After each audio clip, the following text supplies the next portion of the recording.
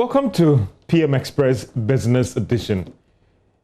It is a sector that used to employ majority of Ghanaians and it used to contribute a lot to the economy. But what is the situation today? As you all prepare to celebrate Farmers' Day tomorrow as in the award event, we'll look at how do we improve funding to this sector. If you're starting an agri-business today, how do you deal with the funding challenges? What are the options available? All these things wrapped up here on PM Express Business Edition as I engage the General Agricultural Workers Union. Mr. Agric-Business joining us in studio for that. On Zoom, we also engaging the Chief Executive of the Ghana Association of Bankers and also government, the Minister of Agric. Let's take a short break. We'll be right back.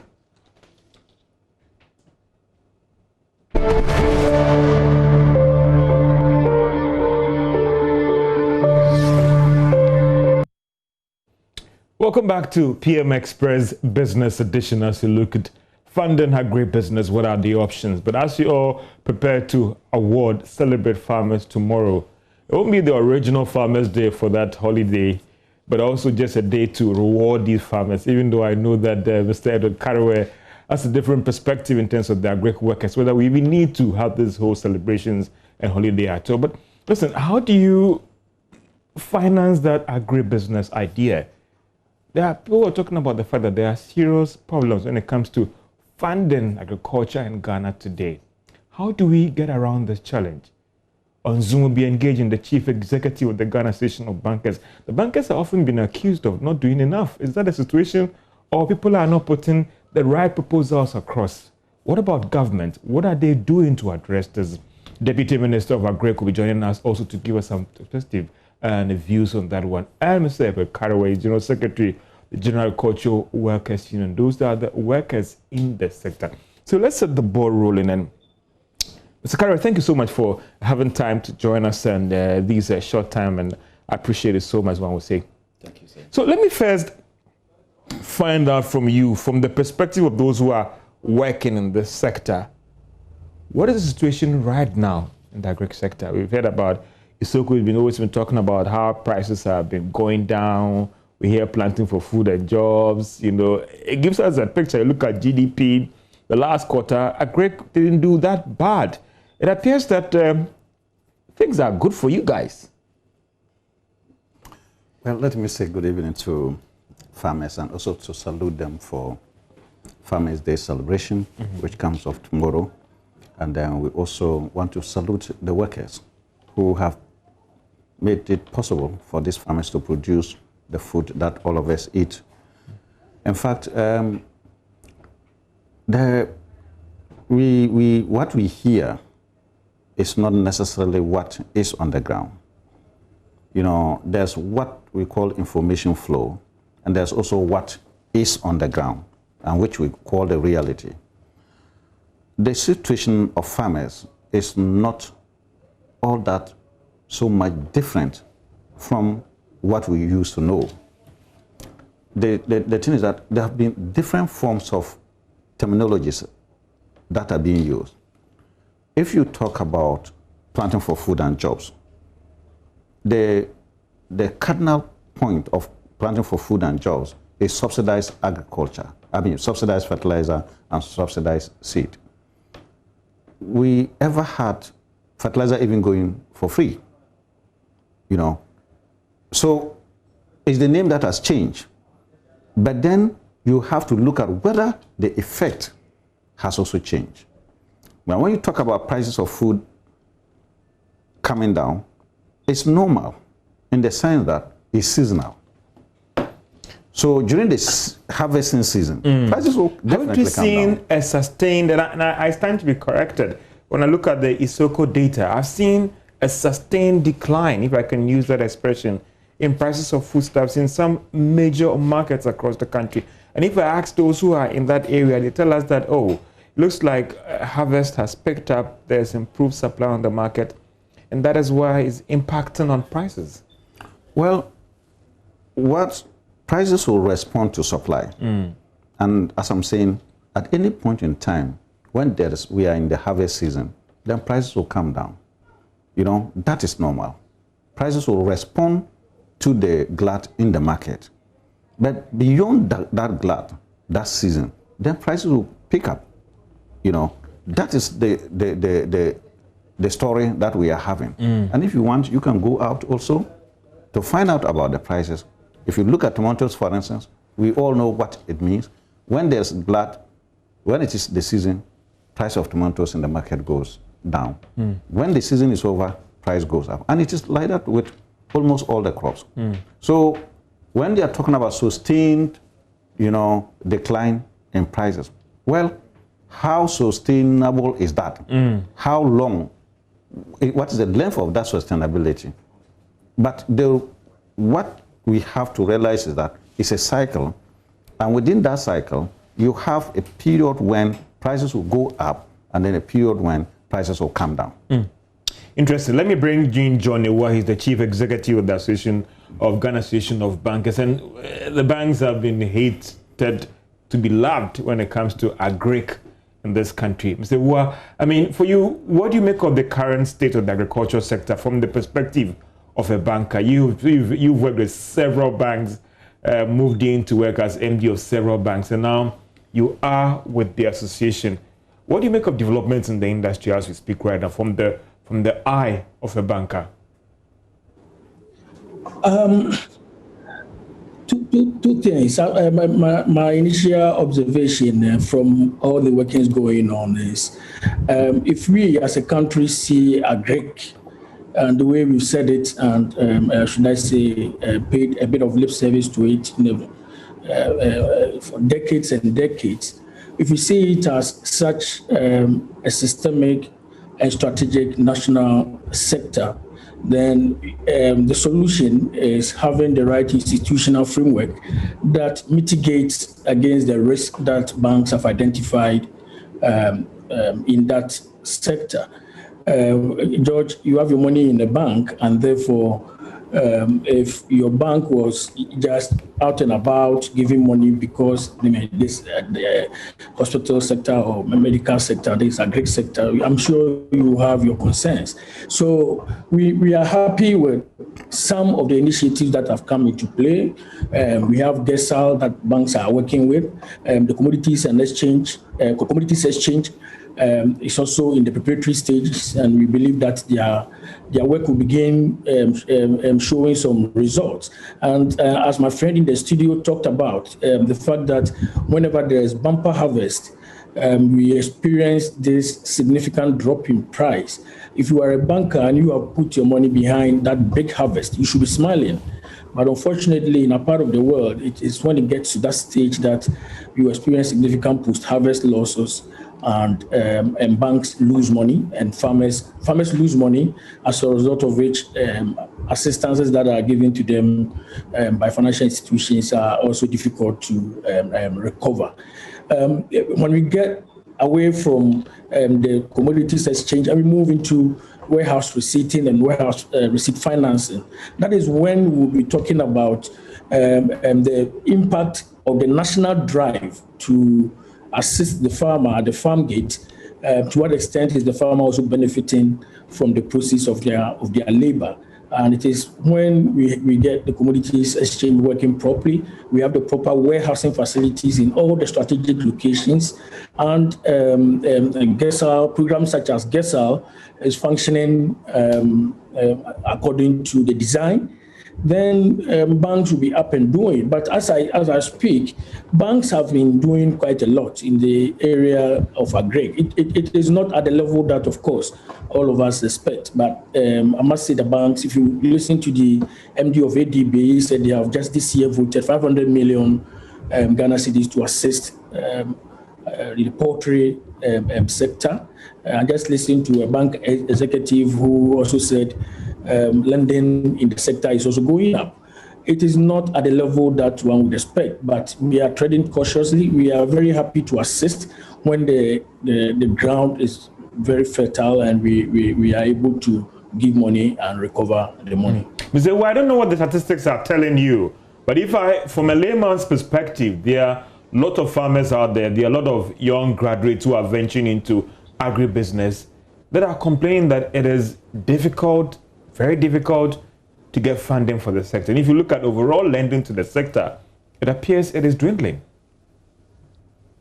Overall lending to the sector is not dwindling. And one thing about exposure to the agri sector, it also depends on the point in time that you take that statistic. Agri produce and is seasonal, and therefore the banks go in at a certain point in time and establish the exposure, and farmers are supposed to, or the beneficiaries are supposed to sell off. And in the course of the season, when they are in the money, also to make the payment. So sometimes those statistics, you need to look at them quite carefully. And I like to work with averages instead. If you pick a point in time statistic, you may be misled to thinking that maybe something has declined, when maybe it was because an exposure was just paid a week before you pick that statistic. I can understand the emphasis on agro-processing and agric-business, and I've seen a lot of talk and a lot of drive in that area. We need strategic emphasis in that area to be a proper off-taker of the produce that our farmers are able to deliver. It is only when banks are certain that the money they are putting behind the agric produce is money that when it goes to the farm gates is going to feed the crop, and the crop is going to generate revenue, and that revenue is coming to pay back the exposure that has been established. And until we have a similar system around that cycle, we will continue talking about this, and that is why a national plan is needed. And we know, and we all know what the government is doing. We know what other institutional structures have been put in place.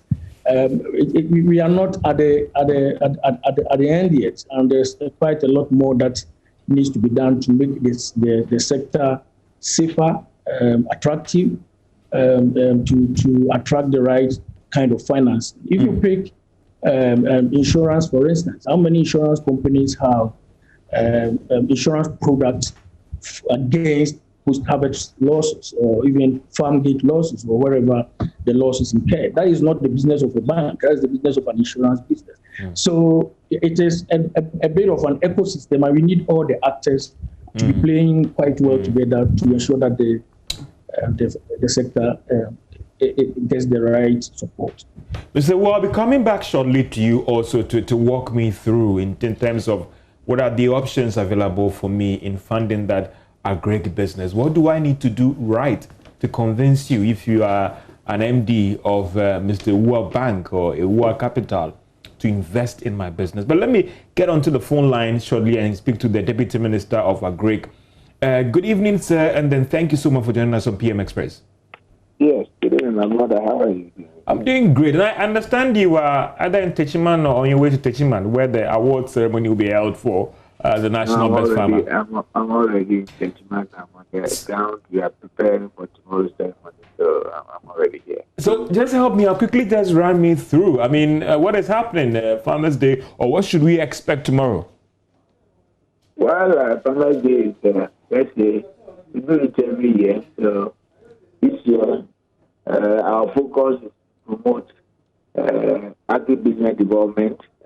We believe that it is very key if you want to succeed, if you want to do a lot in the agri sector, then we have to look at the entire value chain. I mean, for years now, our focus has been on production.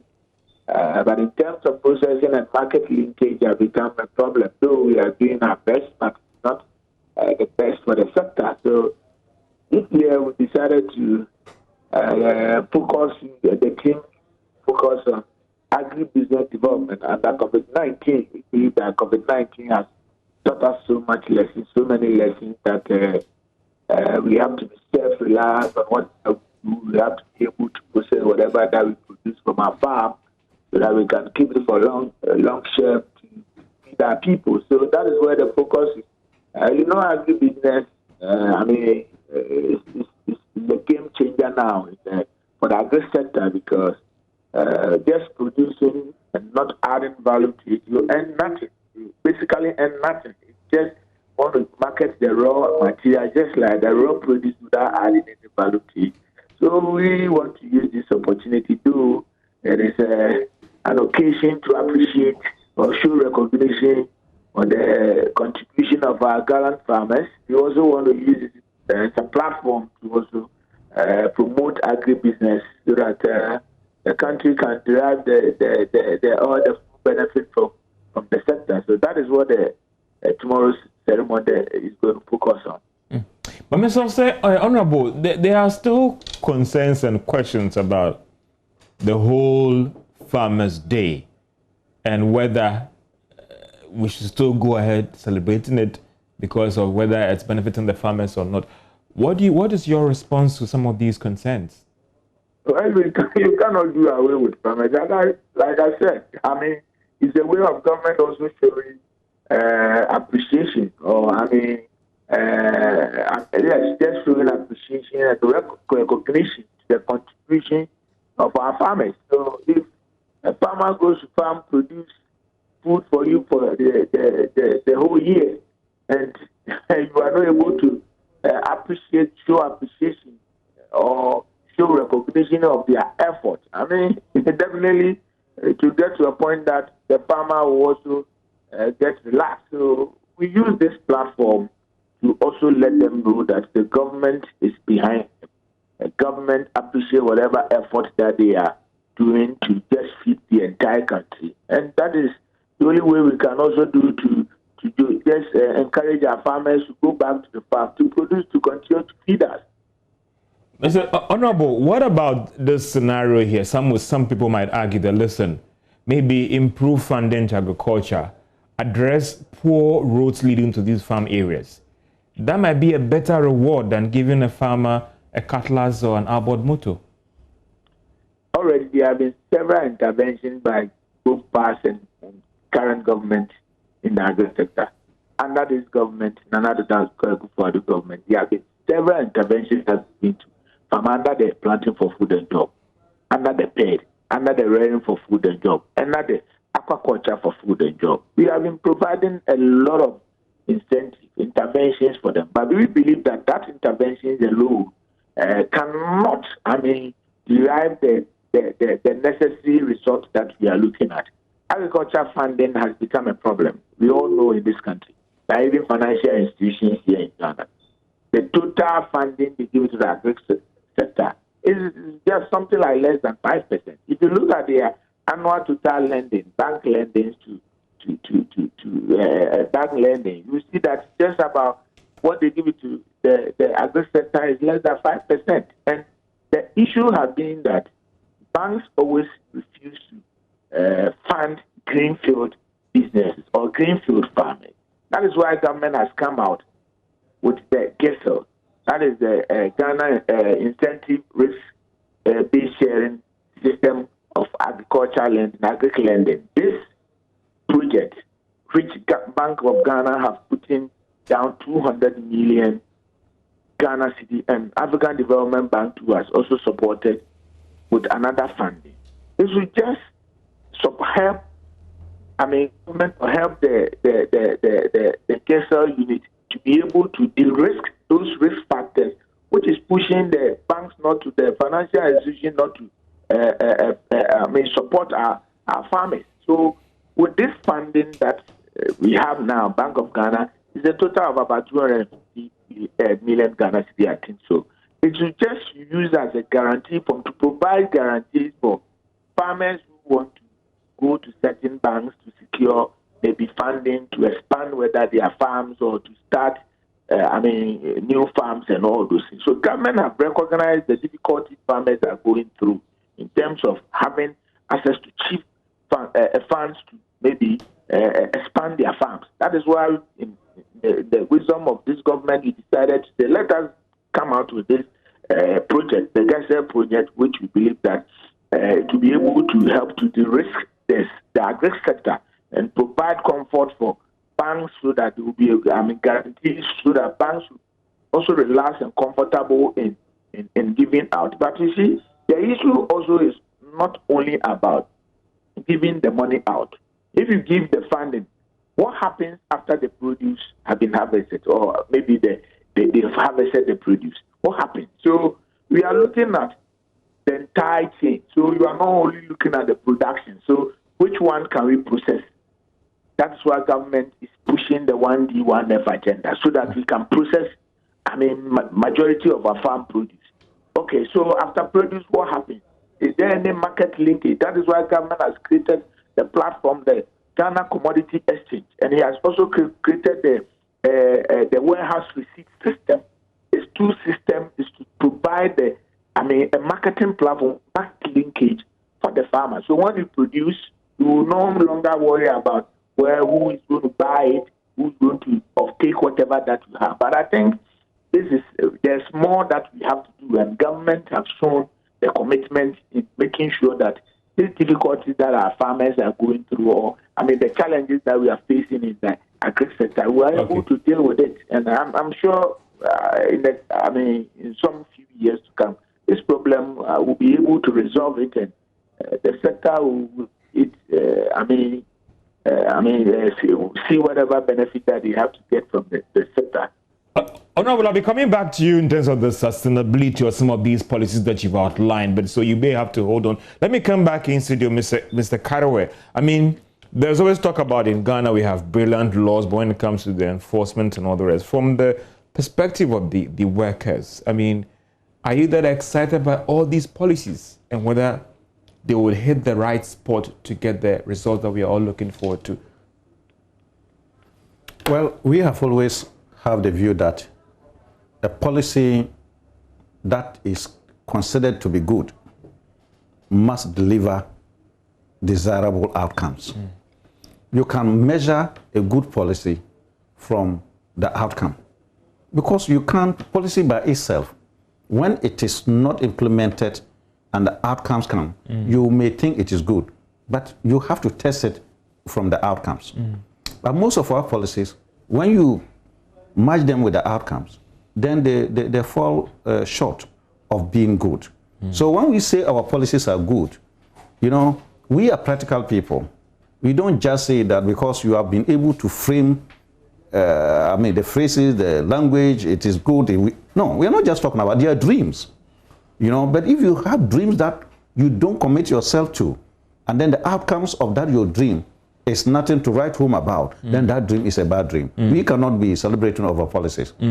Yeah, we can only celebrate over the outcome of the policies. And unfortunately, most of these policies, the outcomes are disastrous. Let's look at the bit about funding that Agric-Business, and a lot of you guys are in this area. Is it more difficult today to get funding for Agric-Business, or has become a lot more easier, looking at all the programs that government says they've put in place to try and de-risk the sector? Well, it has always been very difficult to get funding for agriculture. Why? Particularly for the farmers. Because you're not doing the right thing. More and more difficult. You're not doing it professionally. You want to run it as a backyard farming? No, not exactly that. It's just that, you see, if you want to treat agriculture like any other sector of the economy, then you have the problems that we are having. Is that the situation? That is the situation that we are having in our country. Look, the banks are business institutions. They will go to where there's less risk. They will go to where they can maximize profit. They have no motivation to put themselves into so-called risk areas, and they are genuine. But you must induce them to do so. To what extent is government policy encouraging them to do that?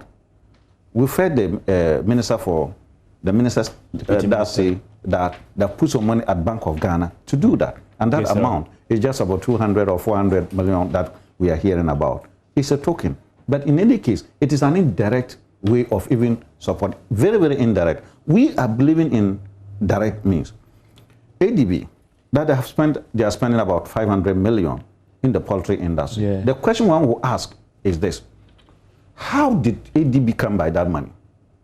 And are they spending this money at a lower interest rate or at no interest rate? And if they spend 500 million with lower interest rate than the prevailing market interest, or without interest at all, will ADB continue to be strong enough to support the agricultural sector? Maybe no. where is the government backing to make sure that those banks that actually intervene in the agriculture sector are supported? And that's why we think that first we need, as our friend, the banker, the word did say. So the word chief executive. Yeah, chief executive. We have to look at it as a strategic area. If indeed we see it as a strategic area, then we'll make sure that there are strategic policies that are put there. Again, you consider what insurance is there?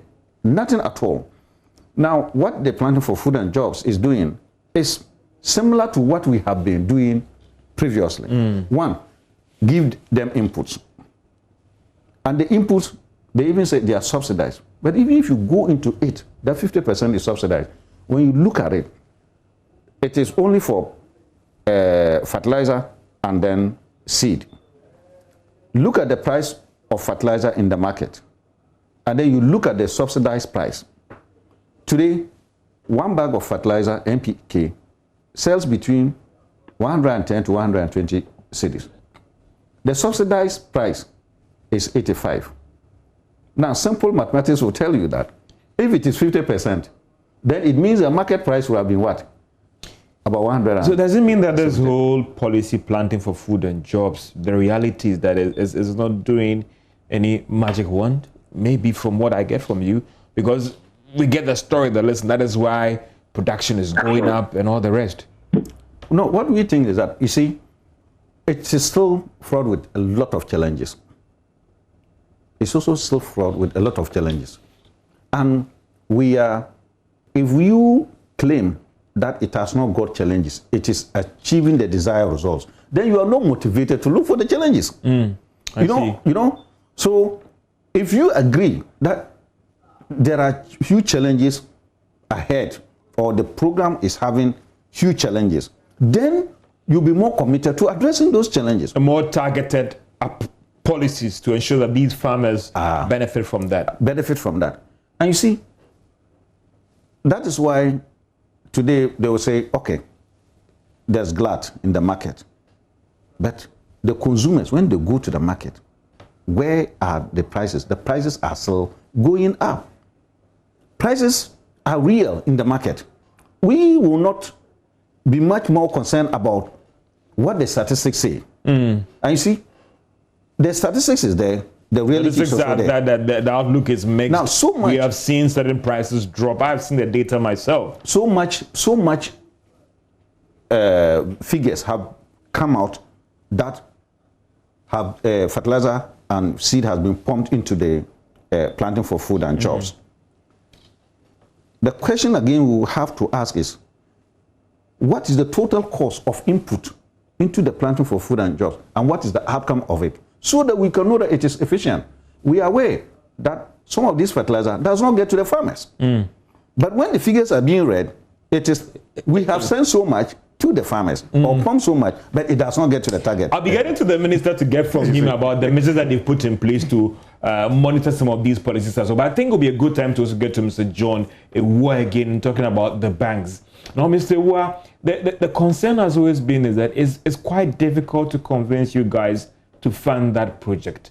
Now, can you explain to me, what do I have to do as a young entrepreneur venturing into tilapia farming, venturing into maybe cattle rearing, to convince you, maybe MD of Ewa Capitals, to invest in my business? I think I've already mentioned this, that the linkages must work. If you are into, let's say, tilapia farming, and to use the example that you just cited, the bank will be looking at, so you are into tilapia farming, what is your projected output? The projected output is maybe 100 pieces of tilapia a day. So when you produce 100 pieces of tilapia a day, who are your off-takers? The bank is following where, the money is going, and whether that source is able to generate the cash flow to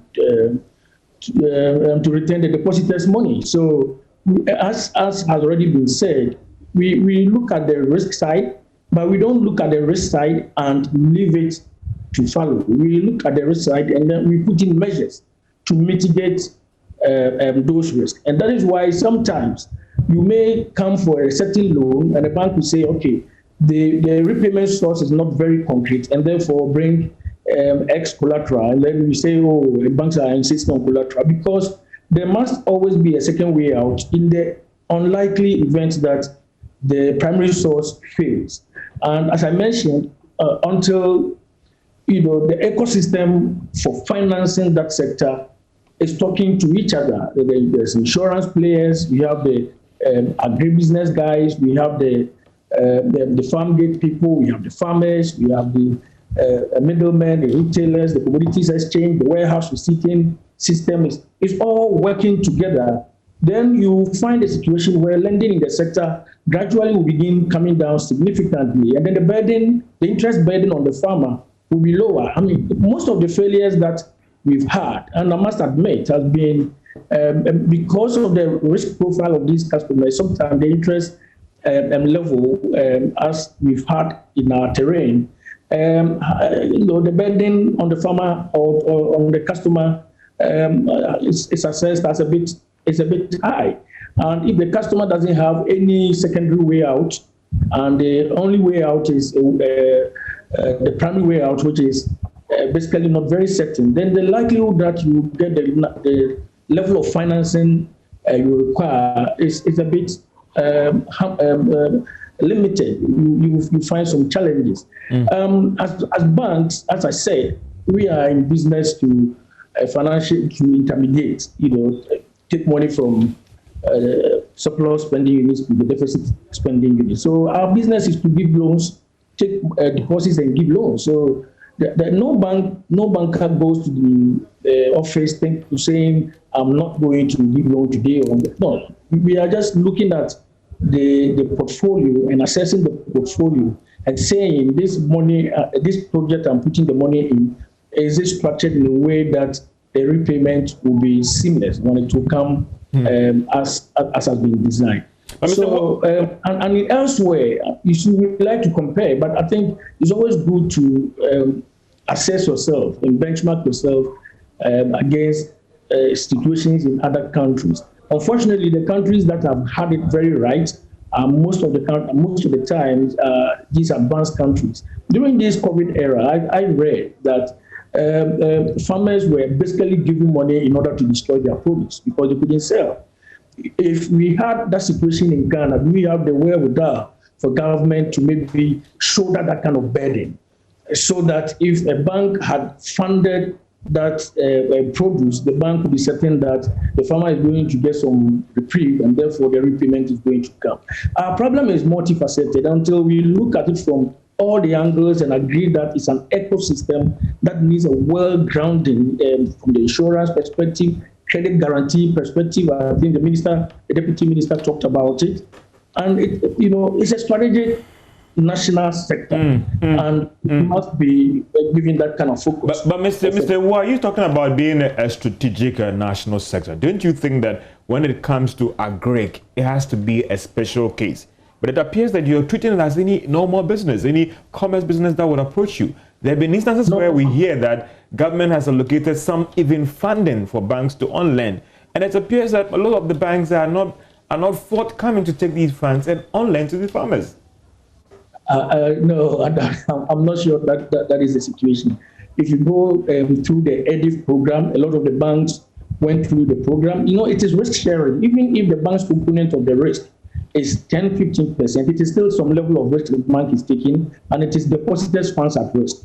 And the bank must make sure that 20% that is going in is coming back. And when we go into such programs, we don't go in thinking that the portion that has been guaranteed by the government is for free, and therefore we will not focus on recovery of that portion. So we must be open-minded and assess the entire risk profile and say, is this something that you want to fund? And once you assess, and as I said, from day one, we've seen some level of growth in that sector, and banks are actively lending. I'm not sure there is a bank in the country that has said that agric sector is a no-no. I have not. I haven't seen it at all. Yes, if you look at the portfolio balance, you find that it is a bit skewed towards some other sectors, but Gradually, we are building that portfolio, and I'm sure with time we will get there. But we need the other side to work. If we are talking about post-harvest losses, do we have sufficient number of agri-businesses or agro-processing companies to offtake these produce as they are generated on the farms? And as farmers produce, are they getting the right price for the kind of produce, so that at the next cycle they will be motivated to pump a lot more of their energies and their strength into generating a lot more productivity. So I don't think it is one size fits all. You sit here and say a bank is not giving money. I think it is what we are doing is part of the discussion, but it is an approach that must be more of seeing like a basket. A basket case or a bucket, sorry, not basket, a bucket, okay. and address it as such, and not take components from it and say banks are not doing this, and government is not doing that. What can we all do together to make sure that the sector is strong and so that we become attractive for banks to also lend? Let me quickly bring in the Deputy Minister of Agric, then I'll come to my guest in studio here. Mr. Honorable, I mean, for you, are you satisfied with all the interventions that you put in place on lending to that farmer out there, to that Kwesi Mensah who is into tilapia farming? Or still you think that a lot still has to be done on the part of government to improve funding for Agric? Yeah, before I will respond to you, let me just respond to a few issues raised by Mr. Karaway. He spoke about, he wanted to know how much we have spent, government have spent for the planting for food and job. I think 3 days ago when we were having a 10 for the nation builder update, the minister put it out that for the almost 4 years now, we have given out subsidies in terms of fertilizer and seed, improved seed, to a tune of about $100 million so far, and that is how much we spend in subsidies given to farmers. If you look at the fertilizer alone, we are talking about 918,000 metric tons of fertilizer that we've supplied so far for the last 4 years. Talking about 29,000 metric tons of improved seed. So you can do the simple mathematics and let's find out whether it has also yielded anything. It is there. The statistics are there. Sometimes you say he doesn't want to look at the statistics, maybe numbers and us. No, we are telling you that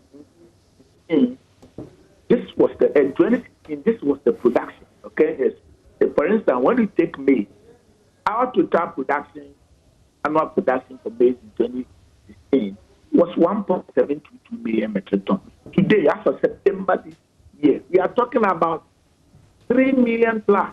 Okay, we've added almost about equal. We are almost adding about 100%. We are doing about 100% in terms of rice. Okay, rice was in 2016 was 688,000 metric tons. As of September this year, we are doing about 1.34 million metric tons paddy rice. So nobody, and this as a result of intervention for food and jobs that we have put in place. As I speak to you, when we came in 2016, the previous government was only supporting 120,000 farmers, giving them subsidies. Today, what is the story? We have moved beyond those who are now benefiting and planting for food and jobs. We are talking about 1.43 million people, 1.48 million people, almost about 1.5 million, which is closer to even about 50% of the farmer population that we have in this country. Because recently when we did the farmer census, we realized that we have just close to about 3 million farmers. So if government is giving subsidy to 50% of the farmers, though we haven't reached where we want to go to work, but at which we got into 80% of it, we must appreciate that. Yes, government is putting some kind of intervention in place. Those interventions are also yielding results. As for food prices, you can compare. I'm not saying that food prices here has never gone up. But under even COVID-19, if you have food prices relatively, moderate when you go to market, if you compare our food prices here that of in the sub-region, you realize that our food prices are far more cheaper. Mr. Osai, sorry for a little bit of intervention here. We need to take a short break, please, and we'll be right back. So don't go, please. This is PM.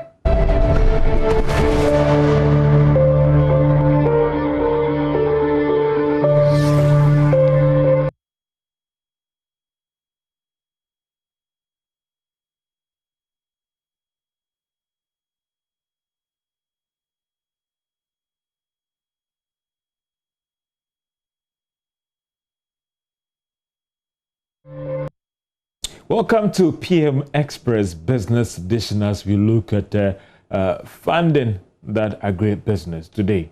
How do we get around that challenge? And I was talking to the Deputy Minister of Agric before we went for that break. And so as we try to round up with you in just 2 minutes, I want to find out, going forward, what has been done to also ensure that we have strategies in place to deal with the glut, post-harvest losses. What is government doing about that, sir? So that is why government focus on 1D, 1F is very key. Because if you look at the 1D, 1F that government is pursuing, currently pushing for such agenda to be in place, is to ensure that at least we are able to process most of our farm produce. That's why our focus is that about 70% of all the 1D, 1F should be an agro-based, so that we'll be able to process most of what we have. Secondly, is to also have enough warehouse capacity. When we took over power, the entire country had only 34,000 metric tons of warehouse capacity. That alone cannot even feed my entire constituency for a year. And that is what we have as a country. That's what is going to hold us in terms of difficulty. But government came in and said, what? Let us do one district, one warehouse to add about 80,000 capacity to it. Our aim is to ensure that we are able to have at least 500,000 metric ton capacity so that we can store most of our farm produce. Buffer store can buy it from the farmers, the excesses in the market, and keep it so that in the future or in the case of any difficulty, government can release it to the market. That is what government is doing. And besides these two, we have also established the Ghana Commodity Exchange Platform, which gives opportunity to the farmers to sell their produce wherever they are. So I think with these three key interventions government is putting in place, I believe we should be able to address, and we are also looking at external market. Last year, look, this country were able to export about 508,000 metric tons of different kinds of farm produce to our neighboring countries, which fetch us almost about $85 million, equivalent of 700, close to about 700 and something million Ghana. I mean, it's something that I think gradually we are getting closer. So we haven't gotten, yet there way. And I think it's something that we all have to commend the government for the effort that is putting in place to ensure that we also improve the livelihood of those farmers who are engaged in this sector. And that is what this government is doing. And we'll continue to pursue it to ensure, to a point that you will feel that the life of the farmer has really, really improved. That is what we want to get to. Honorable Deputy Minister of Agric, Mr. Kennedy Osei-Nyarko, I appreciate your time so much for joining us on PM Express.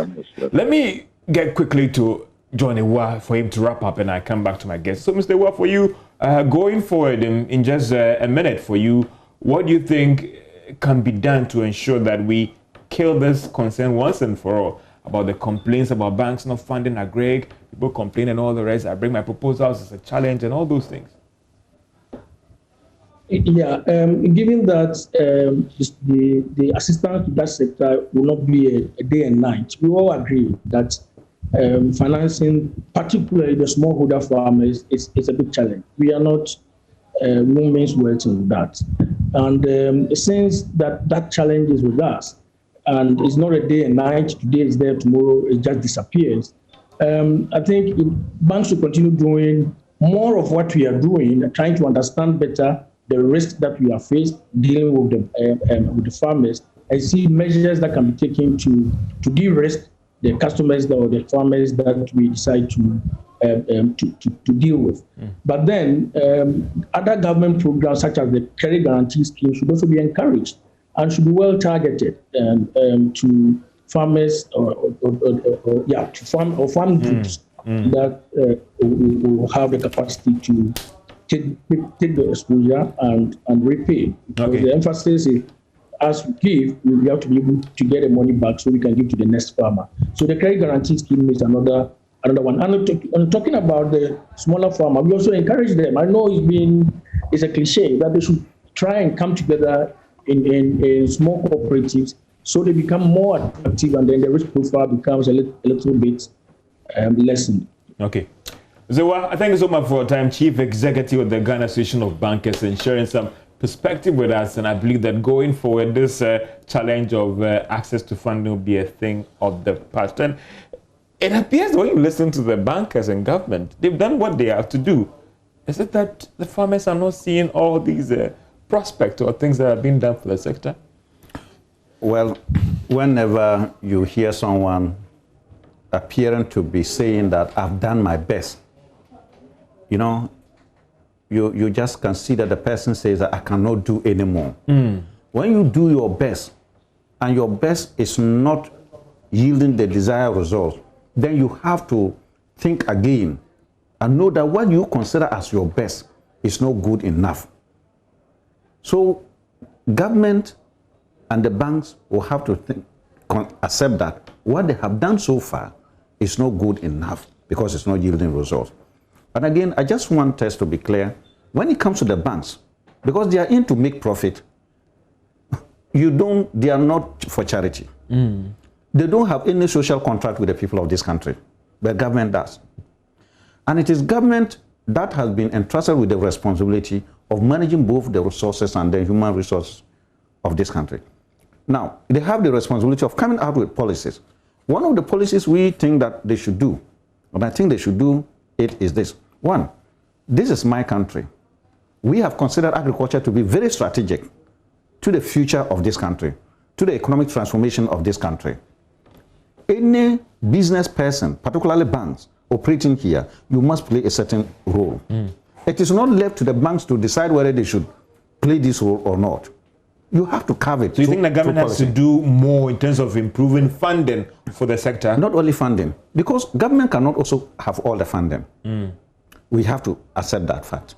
But for instance, government can say, look, for you to operate in this country as a bank, then either 1% of your loan portfolio must go into agriculture. That's what you want. 1%, 2%, 5%. Now, the aggregate of that is so huge. And the banks, because they have to get back their money, look, they are very, very skillful in assisting the farmers. The value chain. The value chain, to make sure that they get the money back. Because if a farmer is going to support, the bank is supporting a farmer at the production level, they also give the same loans to someone to buy the foodstuffs.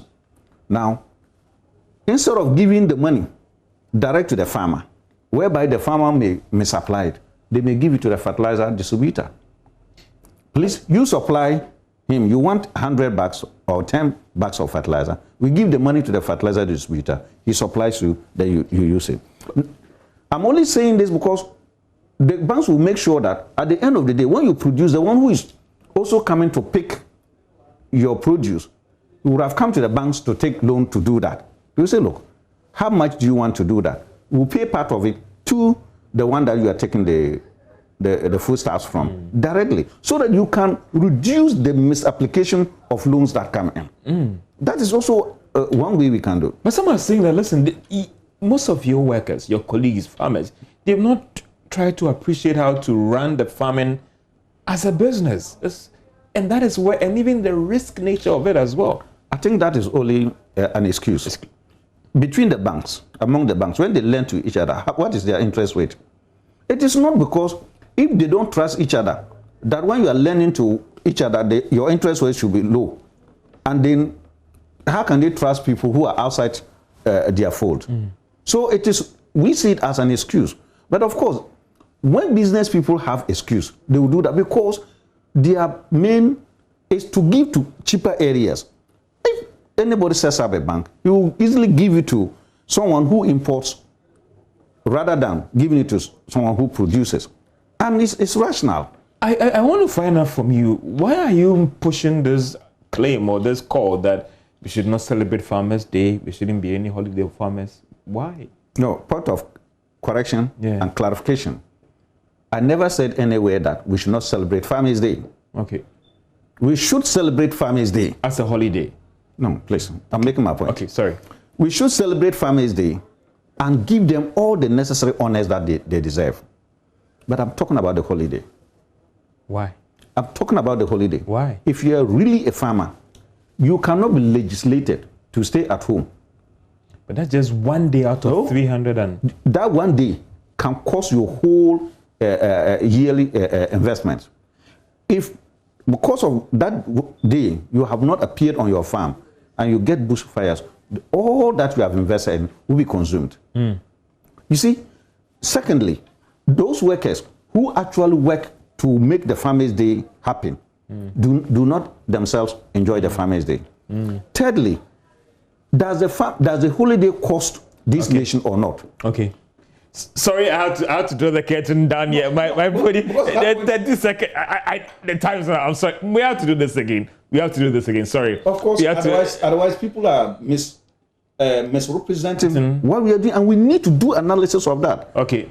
Because I may have to bring you here again, please, for us to do a poster on this one after the film. I thank you so much for your time. I mean, my producers and directors are telling me my time is up. All this, I have to draw the curtain down. This has been PM Express Business Edition, funding the agri-business today. We heard from Cairo and making proposals as to how to deal with putting things in place to ensure the farmers really benefit from this day. My name is George Jaffe. I hope that we've been able to educate you, enlighten you on this issue. Have a great day.